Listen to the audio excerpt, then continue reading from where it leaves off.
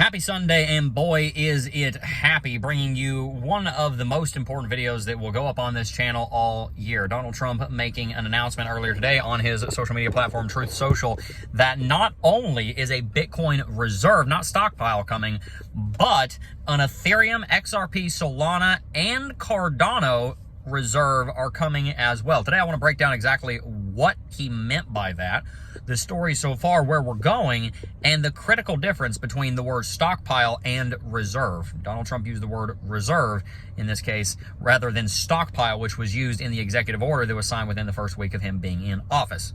So let's work through this chronologically. The year is 2024. Last year, Donald Trump is in Nashville, and he starts talking about a Bitcoin strategic reserve after Cynthia Lummis brings it to his attention, mainly at the conference, but it also brought it to his attention in other settings during the campaign. Fast forward a little bit, a couple months later, he makes a statement that, hey, maybe we'll buy a little Bitcoin, maybe we'll sell it all to pay off the United States debt here in 10 to 15 years. Just kind of nix the debt with some Bitcoin liquidations in 10 to 15 years from Bitcoin that's bought now. Fast forward to him being elected, and then we see Bitcoin go on a massive moonshot. Bitcoin goes from $67,000 right before the night of the election. Within 60 days, it hits a new all-time high of $109,000 the morning of his inauguration. But as we told you was going to happen in early January, after he got elected, there was a very high probability that Bitcoin was going to crash. And the reason is that everybody in December and January was hoping that the day that he got in office, he was going to create the Strategic National Reserve for Bitcoin through executive order, which we knew that wasn't going to happen because this is something that really actually needs to be done through an act of Congress. It's something that is not at the very top of his priority list. He's got a lot of other big ticket ideas that he's pursuing: border security, end of the war in Ukraine, the acquisition of Greenland, trying to renegotiate the Panama Canal, tariffs, the California fires, all this stuff he's been focused on. So we always knew that it was not at the top of his priorities, but it was still seemingly important to him, so we believed that it would probably happen. But the market was always fearful. The market thought, okay, it's going to happen day one. Didn't happen. Bitcoin has not been higher than it was 2 hours before he got inaugurated ever since. It hit an all-time high right before he got inaugurated. And ever since then, we've been going through this correction because people have been sitting here saying, all right, well, if we're going to get a strategic reserve or a stockpile, then where is it? Why is it not here yet? You know, we've been in office. He's been in office for a month now. What's going on? And so that is where this comes in. Bitcoin's gone through a major correction, and I've got to imagine that Donald Trump up there in office is saying to himself, Bitcoin is too low. It's not good enough. We're the crypto capital of the world, man, right? You know, I used to have the accent on point. I lost it. I got to get back. I got to get back to it. I got to renegotiate the accent with myself. But anyway, he's sitting up there in Washington, probably thinking to himself, or Mar-a-Lago, or wherever he is, probably thinking to himself that I don't like this. We made some promises to Bitcoin and its constituents. It's not here, so let's make a post here. And so that's where we come to today. This morning, about 4 hours before I'm recording this, about 11 a.m. Eastern time, he posted on Truth Social that the United States is going to be reneging and going back on a lot of the Biden era attacks on the industry, which is true. We had a lot of just attacks on the industry from the Biden administration, from the Biden era Securities and Exchange Commission, Gary Gensler, etc.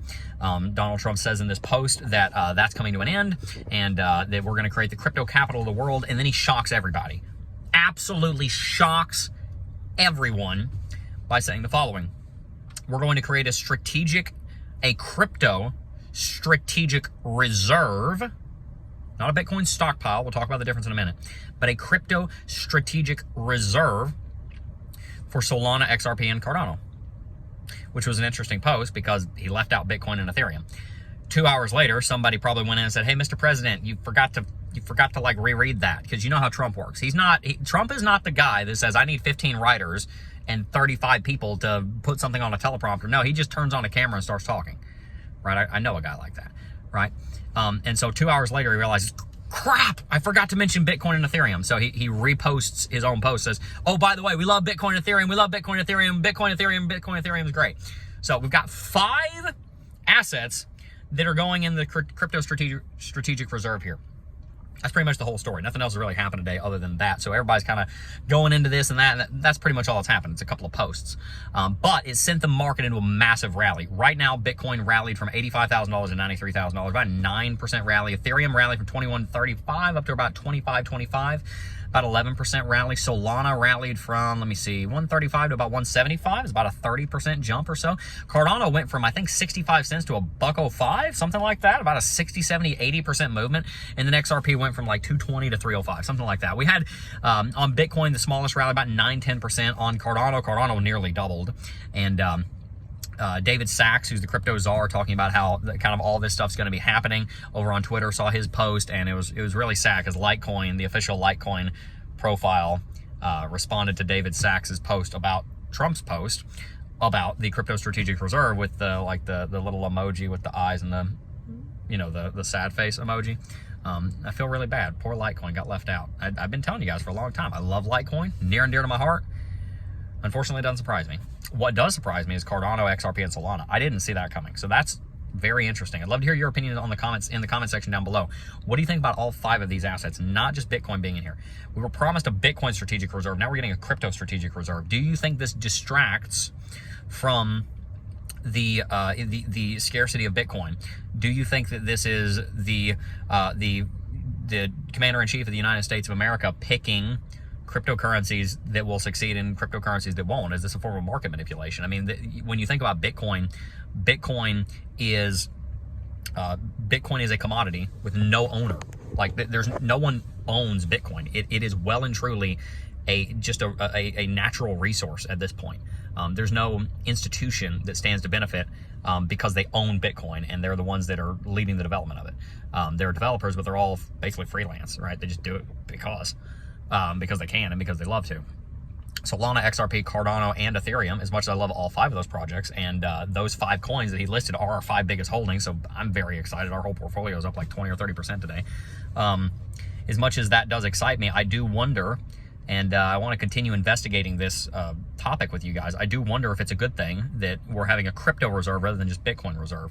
The reason that we wanted a Bitcoin strategic reserve was because it is basically, its whole purpose is to be scarce. That's pretty much its whole job, is there's just not much of it. You can't hack it. It's unbeatable. When you start throwing in other cryptocurrencies that frankly do act a little bit like securities because there is an organization and a foundation behind them, it makes you wonder if it makes sense that these cryptocurrencies are on the same par as Bitcoin. And I don't know that they should be. I don't know that we ought to have a crypto strategic reserve. I really personally believe it should be Bitcoin. And then if there's going to be something for the rest of the cryptos, then have something else. I'm not a Bitcoin maxi, but Bitcoin is in a league of its own. And by putting a bunch of other cryptocurrencies that I love and I'm invested in the same league as Bitcoin, I almost think it cheapens Bitcoin a little bit. So I do have a concern about that. I'd like to hear your opinions in the comment section on that. But the biggest thing here is that this is more confirmation that we are going to have some kind of crypto strategic reserve. Last point we got to make here. In the executive order, first weekend, we had a lot of talk about a stockpile. The issue with a stockpile is it's not something that you add to. A stockpile basically means, hey, we have Bitcoin and other cryptocurrencies that we've seized from criminals. If we're going to build a stockpile, it just means we're not going to sell it. We're just going to hold it. A reserve is something that you continually add to, and you consider it to be a part of your national strength. We have a strategic oil reserve. We have reserves, theoretically, of gold at Fort Knox and in other institutions around the world. We have strategic reserves of all kinds of stuff, right? Depending on the location, different states have like basically strategic reserves of water out in the Southwest. You know, you have, behind the dams, these lakes. Lake Mead, for example, is a reserve of water. You have basically a pile of an important, scarce commodity. And so when you build a reserve, it's something that you're actively managing. And generally, when the reserve doesn't exist, you're actively adding to it. So the fact that we're not using the word stockpile anymore, but Trump used the word reserve, denotes a movement in the direction of actually acquiring Bitcoin and Ethereum, Cardano, Solana, and XRP, all 5 of them, on the national level on some kind of regular basis.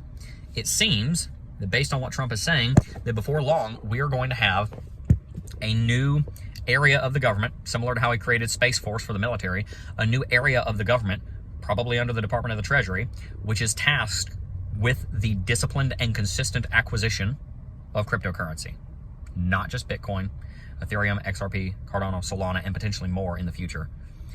This is absolutely incredible. One of the best things that will ever happen to the price of Bitcoin. And as we talked about in our video on Friday, so go back and watch that if you haven't already, we are seeing a massive crash in over-the-counter supply on Bitcoin. We saw 500,000 Bitcoin on OTC markets in 2022, bottom of the bear market, now it's 140. The Bitcoin on the over-the-counter markets is disappearing. It's not going to be long that if Saylor, Trump, El Salvador, all these other institutions want to buy Bitcoin, OTC markets are going to be empty. They're going to have to go to the exchanges. Imagine the United States of America federal government having a Coinbase account and buying Bitcoin from the exchanges. Now, obviously, it'd be kind of an institutional account, right? But imagine, just imagine that they have to buy on the open market. The amount of buying pressure that that'll put and where that'll send the price. It's insane.